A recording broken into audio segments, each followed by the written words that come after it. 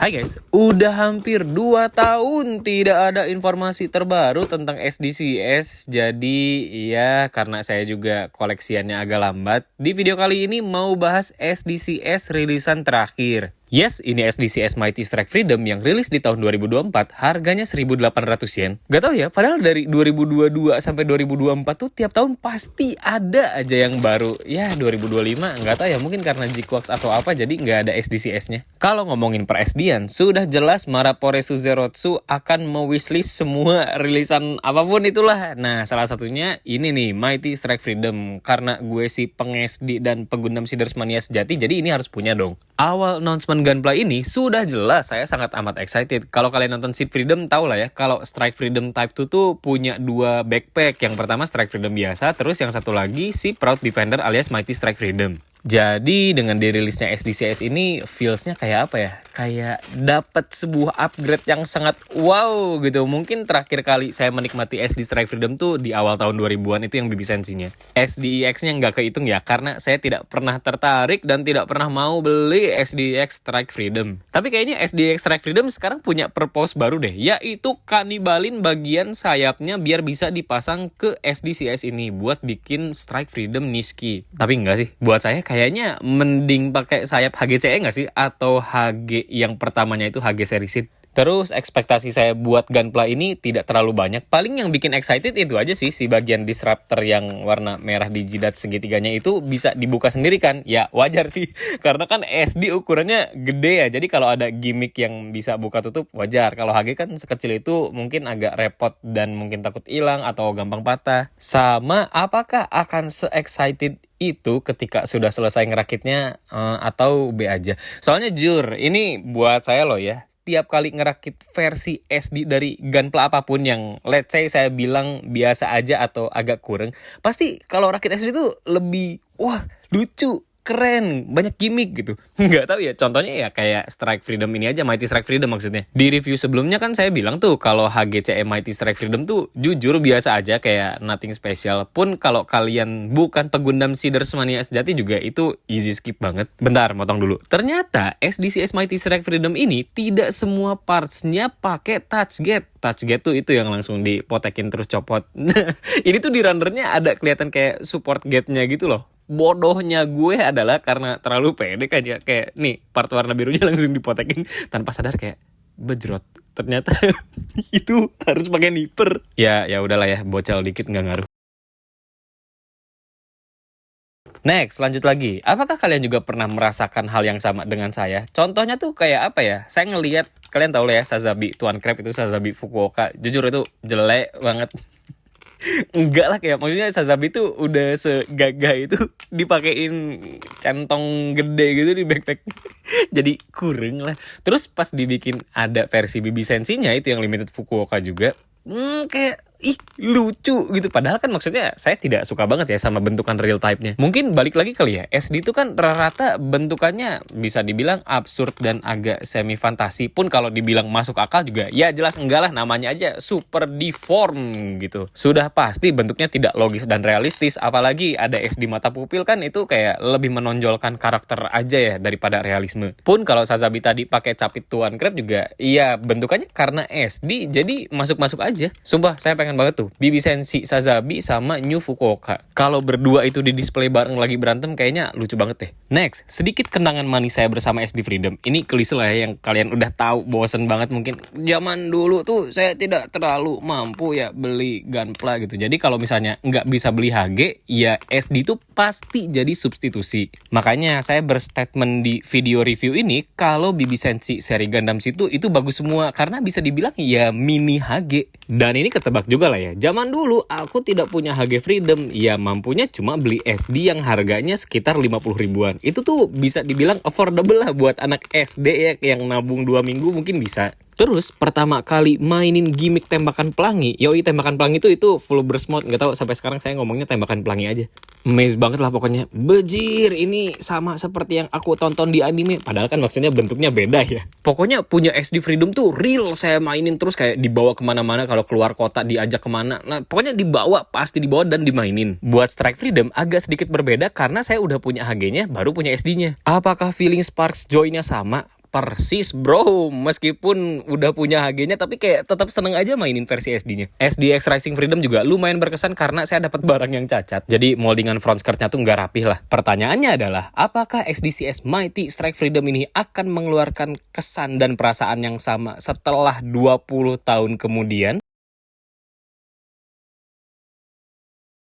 Nah, ini SDCS Mighty Strike Freedom-nya sudah beres dan ini jujur agak di luar ekspektasi. Nggak tahu ya, ini mungkin karena ini Freedom pertama yang pakai mata pupil. Nggak juga sih sebenarnya, udah ada SDCS Freedom kan. Oh, nggak. Saya tuh nggak pernah ngerakit SDCS Freedom BTW. Dan ketika saya mainin pun besoknya kayak langsung dijual lagi lah pokoknya. Jadi memori saya tuh kayak apa ya? Kesannya dulu waktu punya SD Freedom dan Strike Freedom tuh kan bentukannya lebih ke real type ya. Karena BB Sensi zaman itu tidak ada mata pupil. Nah, sekarang di versi SDCS agak kartuni dan ya sesuai selera gue banget kan saya tim mata pupil. Yang saya penasaran adalah gimmick Proud Defender-nya, karena Proud Defender itu kan strukturnya simpel banget ya, kayak cuma dua sayap di sandwichin jadi satu gitu doang, terus ya mekar lah. Apakah sama dengan HG-nya atau enggak? Jawabannya sama, hampir persis. Sampai ke gimmick si sayapnya ngebuka yang terus ngeluarin garis warna pink itu ala-ala Unicorn Destroy Mode, ya bisa dibikin juga, cuma tidak sesaklek HG mungkin ya si colokannya. Ketika dibuka tuh agak longgar dan tidak ngeklik, yang mana saya sih tidak terlalu peduli ya jujur.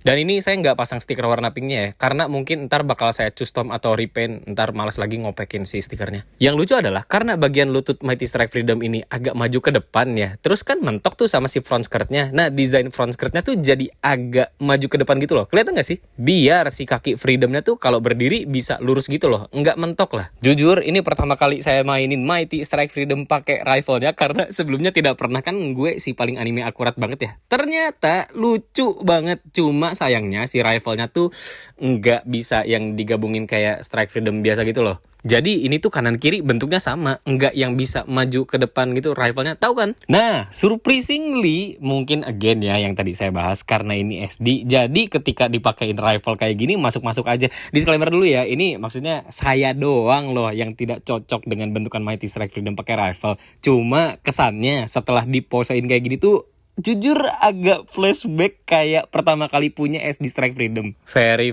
sparks joy lah pokoknya. Nah, plusnya lagi, nggak deng, ini sebenarnya biasa aja, yaitu railgunnya yang bisa dimajuin ke depan. Sebelumnya kan si Rising Freedom tuh karena SDX yang sangat amat lazy design, jadi nggak bisa pose tembakan pelangi yang tadi saya bilang kan. Nah, si Mighty Strike Freedom ini bisa. Lucunya lagi, di sini kelihatan lah ya ada Rack Beam Saber yang gagangnya tuh tidak bisa dicopot alias sudah paten. Nah, menggelitiknya adalah gue sebagai modeler suka custom. Itu kayak gagang Beam Sabernya potekin aja gak sih? Terus ganti sama yang sudah bisa interchangeable. Sekelihatan saya sih tinggal diedit daging dalamannya doang ya. Itu beres dah. Next, ini ada beberapa pose dari SDCS Mighty Strike Freedom yang fokusnya sih lebih ke pose Strike Freedom biasa ya. Kayak lagi pakai 2 beam rifle, terus lagi pakai railgunnya juga buat multi-lock system. Buat saya ya, ini kayaknya fix deh harus punya 2 biji. Yang satu lagi dijadiin Strike Freedom Niski. Soalnya gatel banget kayak ngelihat Strike Freedom sambil tembakan pelangi kayak gini, tapi sayapnya pakai Proud Defender. Next, ini gimmick yang biasa aja, tapi bisa naruh beam rifle-nya di side skirt. BTW, ini tuh bedanya Strike Freedom Niski sama Strike Freedom yang biasa adalah bagian railgun bisa dipakai langsung buat naruh beam rifle. Sedangkan yang Strike Freedom biasa kan railgunnya harus dikepantatin dulu, baru si rifle-nya ditaruh di side skirt yang udah nggak ada space-nya lagi. Boleh lah, ini posingnya lucu. Jadi lebih neat, tapi kayak congki bervolume gitu loh. Mungkin karena pakai SD frame juga kali ya, jadi lebih cocok lah kelihatannya. Yang saya sayangkan dari SDCS ini adalah bahunya gampang copot. Oh, katanya enggak, ini maksudnya gampang copotnya tuh kayak tidak ada sistem ngeklik atau kayak gimana-gimana, yang padahal di SDCS sebelumnya tuh kayaknya bahunya enggak secopotan itu deh. Solusinya antara di semen kalau enggak dilem. Toh si frame bagian dalam bahunya juga pakai yang itu lagi. Nah, sekarang saya mau ganti proporsinya jadi pakai CS frame. Di sini saya bakal ngeliatin bentukan Strike Freedom yang anime akurat alias tidak pakai rifle. Jujur, ini di luar dugaan. Karena yang selalu saya bilang ya, saya tuh nggak terlalu suka sama proporsi CS frame yang terlalu jenjang. Ya, kurang lah, nggak SD banget. Cuma buat bentukan Strike Freedom, kayaknya oke-oke aja deh. Entah ya, ini so taunya saya doang. Sama kayak review Banshee kemarin. Mungkin karena Banshee warnanya hitam semua jadi cocok. Sama kayak Strike Freedom ini juga putih itu semuanya. Ketutupan kan, tidak ada terlihat paha nanggung gitu. Dan bagian backpacknya yang tidak se-shrinky SD itu. Jadi ini masih lebih bervolume ketimbang bentukan SD lainnya. Jadi pas dipakein si S-frame ya cocok-cocok aja. Tidak terlalu stretchy lah bentukan siluetnya tuh. Dan ini gimmick disruptornya yang bisa dibuka alias ganteng banget kalau diposein kayak gini. Real, ini nggak bohong. Again ya, ini juga mungkin salah satu yang mendukung karena posenya Strike Freedom tuh kan yang shape-nya tuh tipis cungkring ke atas jenjang banget ya kayak di animenya. Dan si CS frame-nya tuh mendukung lah buat bikin siluet pose tersebut. Selanjutnya saya akan recreate posing paling ikonik dari Mighty Storaiku Furidamu, yaitu pakai pedang Hutsunomi Tama sama Beam Saber. Yang again and again seenggak sukanya saya nih ya sama Freedom yang pakai pedang-pedangan kayak gini, kalau dijadiin SD tuh lucu-lucu aja. Oh iya, ini tuh harusnya bisa pakai tameng beningnya dari HG Mighty Strike Freedom. Cuma ini saya substitusi pakai Rising Freedom, ternyata nggak bisa. Jadi mohon maaf kalau pose posternya Gundam Seed Freedom ini kurang akurat karena harusnya kan pakai tameng bening ya. Yoi. Ini ganteng sumpah. Approved by me. Tidak bohong. Bagus banget. Jadi apakah SDCS Mighty Strike Freedom ini sangat worth it dan akan saya rekomendasikan ke kalian? Jawabannya adalah very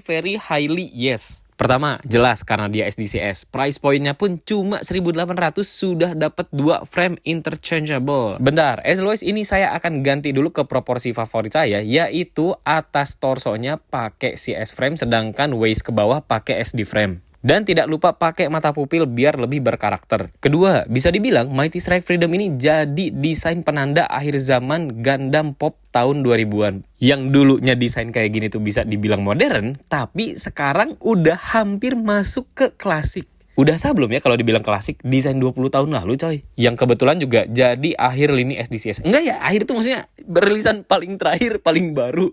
Belum dilanjut lagi dari tahun 2025. Awas aja anjing kalau nggak dilanjut. Ketiga, buat saya nih ya, surprisingly ini cocok banget sama siluet kalau pakai proporsi CS frame. Secara proporsi anime Gundam Seed kan kurus jenjang gitu ya. Pun si bagian Proud Defender-nya juga itu bervolume, jadi masuklah cocok banget. Kalau mau dijadiin bentukan SD kayak proporsi favorit saya juga itu ya sudah sangat amat jelas bagus lah. Terima kasih banyak yang udah nonton video ini sampai akhir. Sampai jumpa di video berikutnya. Dadah.